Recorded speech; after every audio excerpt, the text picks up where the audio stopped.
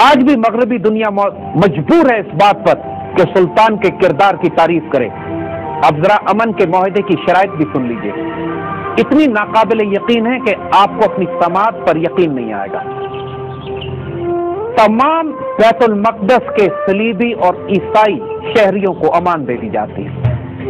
حتیٰ کہ کروسیڈر اور ٹیمپلر نائٹس کو بھی اجازت دے دی جاتی ہے کہ اپنی تمام تر دولت لے کر یہاں سے نکل جائیں۔ چرچ اور پادریوں کو اجازت ہوتی ہے کہ چرچ کی تمام دولت اپنے ساتھ لے جا سکتے ہیں۔ ایک ایک عورت، مرد، بچے، بوڑھے کو صرف ایک معمولی سا فدیہ ادا کر کے رہائی کی اجازت دے دی جاتی ہے۔ اور نہ صرف یہ کہ بلکہ ان تمام خاندانوں کی حفاظت کے لیے سمندر تک یہاں پر عیسائی قلعے ایک آدھ ابھی بھی موجود تھے انطاکیہ کا، ان قلعوں تک مسلمان فوج بحفاظت پہنچاتی ہے۔ اور ذرا اور سنیے، 10,000 لوگ ایسے ہوتے ہیں کہ جو اپنا فدیہ ادا کرنے کے قابل نہیں ہوتے، ان کا فدیہ سلطان اپنی جیب سے ادا کرتے ہیں۔ کئی 100 عورتیں روتی پیٹتی سلطان کے پاس آتی ہیں کہ ہمیں آپ نے نکلنے کی اجازت دے دی ہے، بچے ہمارے ساتھ ہیں، لیکن ہمارے مرد جنگی قیدی ہیں آپ کے پاس، جو حطین کی لڑائی میں اور آس پاس کی لڑائیوں میں آپ کے پاس قید ہو گئے، ہم ان کے بغیر تباہ و برباد ہو جائیں گے، ہم پر رحم کیجئے، ہمارے مرد ہمیں واپس کر دیجیے۔ ان کی آہوزاری اور بے بسی کو دیکھ کر سلطان رونے لگتے ہیں،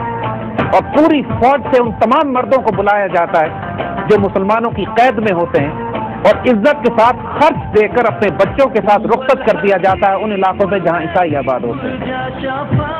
سلطان کے بھائی نے بھی اسی طرح کئی ہزار قیدیوں کا فدیہ بھی ادا کیا، یا کئی ہزار تو ایسے تھے، تقریباً 40,000 کے قریب، جو بغیر فدیے ہی کے ادا کر دیے۔ کیا دنیا کی تاریخ کوئی مثال پیش کر سکتی ہے اس کرم کا جو ایک فاتح ایک مخصوص پر کرتا ہو؟ اس وقت جبکہ 90 سال پہلے 1 لاکھ مسلمانوں کو اسی شہر میں ذبح کیا گیا تھا، وہ تمام عیسائی جو بیت المقدس شریف سے نکل کر عیسائی علاقوں کی طرف گئے، وہ انطاکیہ اور ٹریپولی کے قلعے کے پاس پہنچے۔ پھر تاریخ نے یہ بھی دیکھا اور مغربی مورخوں نے اس کو نوٹ کیا ہے کہ ان دونوں عیسائی قلعوں نے اپنے ہی عیسائی مہاجرین پر دروازے بند کر لیے اور ان کو قلعوں سے باہر چھوڑ دیا، حتیٰ کہ ان کو لوٹ بھی لیا۔ لوگوں نے، ان مہاجرین نے جو بیت المقدس شریف سے نکل کر پناہ کے لیے اس طرف گئے تھے، اپنے حکمرانوں کو کوسنا بھی شروع کیا اور صلاح الدین ایوبی کو دعائیں دی کہ جس نے ان کو اتنی عزت اور احترام سے یہاں تک پہنچایا۔ پوری امت مسلمہ سے فقراء، درویش، علماء سلطان کے ساتھ مسجد اقصی میں پہلا جمعہ 90 سال کے بعد ادا کرتے ہیں۔ وہ منبر جو نور الدین زنگی نے تیار کروا دیا تھا بیت المقدس شریف کی فتح کے لیے، اس منبر کو لایا جاتا ہے، مسجد اقصی میں رکھا جاتا ہے، شکرانے کی نمازیں ادا کی جاتی ہیں اور پہلا جمعہ ادا کیا جاتا ہے۔ جب جنگ حطین میں شکست اور بیت المقدس شریف کے مسلمانوں کے پاس چلے جانے کی خبر پوپ کے پاس پہنچتی ہے تو اس کو دہشت کے مارے اور دکھ کے مارے دل کا دورہ پڑ جاتا ہے اور وہ انتقال کر جاتا ہے۔ نیا پوپ فوراً ہی اس کی جگہ پر آتا ہے اور آتے ہی پوری صلیبی دنیا میں ایک صلیبی جنگ کا نقارہ بجایا جاتا ہے اور تمام بادشاہوں کو خطوط لکھے جاتے ہیں کہ صلیبی جنگ کا آغاز کر دیا گیا ہے، اپنی اپنی فوجیں لے کر تمام قسطنطنیہ میں جمع ہوں۔ اس زمانے میں فرانس اور انگلینڈ کی بادشاہتیں آپس میں خونریز متصادم تھی۔ انگلینڈ کا بادشاہ وہ ہے جس کو تاریخ رچرڈ دی لائن ہارٹ کے نام سے یاد کرتی ہے۔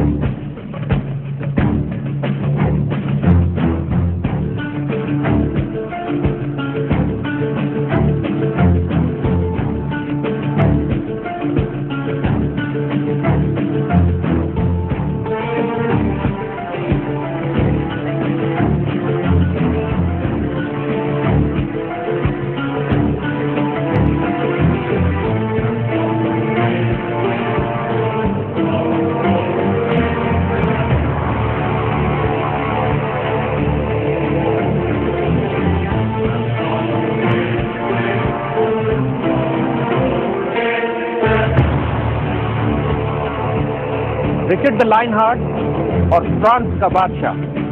वहां मुतसादिम तो थे, मगर पोप के हुक्म के सामने मजबूर हुए और अपनी अपनी फौजों को लेकर ये भी कुस्तुनतुनिया की तरफ रवाना हुए, बट नॉट एज एलाई, दोस्तों की हैसियत से नहीं, आपस में इनके शदीद इख्तलाफात कायम रहे। तीसरी तरफ जर्मनी का बादशाह फ्रेडरिक बारबरूसा, उसके चूंकि सुर्ख रंग के बाल थे तो इटालियंस इसको बारबरूसा कहा करते थे। ये तकरीबन अपनी 1.5 लाख की फौज को खुद साथ लेकर कुस्तुनतुनिया पहुंचता और कुस्तुनतुनिया में पहली मर्तबा रोमन और ग्रीक शहनशाह एक दूसरे के आमने सामने आते हैं मुसलमानों के खिलाफ जंग करने के लिए। सुल्तान सलाहुद्दीन अय्यूबी को जब ये इत्तला पहुंचती है तो आप बहुत मुतफक्किर होते हैं, क्योंकि ये इत्तलाएं भी गर्दिश कर रही थी कि फ्रेडरिक बारबरूसा तकरीबन 10 लाख की फौज जमा कर रहा है और इतनी भारी फौज के साथ कि पहले कोनिया पे हमला करेगा जो सल्जूक सुल्तानों का मरकज था, और फिर वहां से आकर बैतुल मक़दस शरीफ को लेगा। सुल्तान सलाहुद्दीन ने अल्लाह ताला से दरखास्त की कि यहाँ पे ताइद गैबी की जरूरत है कि दुश्मन के 3 बड़े बड़े शहनशाह पूरे यूरोप की फौजों को लेकर, जिनकी मजमूई तादाद कोई 10 लाख से ज्यादा बन रही थी, अब मुसलमानों पर हमलावर हो रहे हैं। तीसरी सलीबी जंग का आगाज हो जाता है। जर्मन फौज जब अनातोलिया में दाखिल होती है तो सल्जूक उनका रास्ता रोकने की तरतोड़ कोशिश करते हैं, मगर जर्मन फौज की इतनी भारी तादाद होती है कि सल्जूकियों को पीछे हटना पड़ता है और पहली खूनरेज लड़ाई कोनिया के मकाम पर होती है। मगर इसके बाद अल्लाह ताला की तरफ से ताइद गैबी आती है और जर्मन शहनशाह हादसाती तौर पर दरिया में डूबकर हलाक हो जाता है। इसकी मौत मुसलमानों के लिए इतनी बड़ी ताइद इलाही थी कि सुल्तान इस पर अल्लाह का शुक्र अदा करते हैं और फौरन ही जर्मन फौज का मोराल भी टूट जाता है और जर्मन फौज बिखर जाती है। इसके बाद इस मकाम से आगे जर्मन फौज बढ़ने से इनकार कर देती है और कई लाख की फौज टुकड़ियों में कटती हुई मुसलमानों से झड़पें करती हुई वापस कुस्तुनतुनिया की तरफ रवाना हो जाती है। और जब उस शहनशाह का बेटा भी एक झड़प में मारा जाता है तो अब क़यादत के फुकदान की वजह से तमाम की तमाम जर्मन फौज रास्ते ही से लौट गई और इस फितने का मुसलमानों को मुकाबला नहीं करना पड़ा। अब इस सलीबी जंग की क़यादत फ्रेंच और ब्रिटिश फोर्सेस के पास आ जाती है और रिचर्ड द लायन हार्ट फ्रांसीसी बादशाह के पास किश्तियों में सवार होकर अकरा के महाज पर अकरा के किले के पास लैंड करते हैं और अपना मरकज बना लेते हैं। अकरा का किला मुसलमानों के पास था, इसके कुछ अतराफ में समुंदर और बाकी तमाम अतराफ में खुशकी और खुशकी के तमाम रास्तों और इलाके पर सलीबी फौज बहुत भारी तादाद में आकर खैमजन भी होती है और मोर्चाजन। सुल्तान सलाहुद्दीन अय्यूबी को जब ये मालूम होता है कि अकरा का मुहासरा कर लिया गया है तो अपनी फौज को लेकर पहुंचते हैं, लेकिन ये फौज इस काबिल नहीं होती मुसलमानों की कि मुसलमान हमला कर सलीबियों के लश्कर को उखाड़ दें। कई महीने ये मुहासरा कायम रहता है। सलीबियों की शराइत ये होती हैं कि मुसलमान अकरा का किला इनके हवाले करें, वो सलीब जो मुसलमानों ने हिस्सीन में हासिल कर ली थी वो सलीब इनको वापस की जाए और बहुत भारी तादाद में मुसलमान इसको फिदिया अदा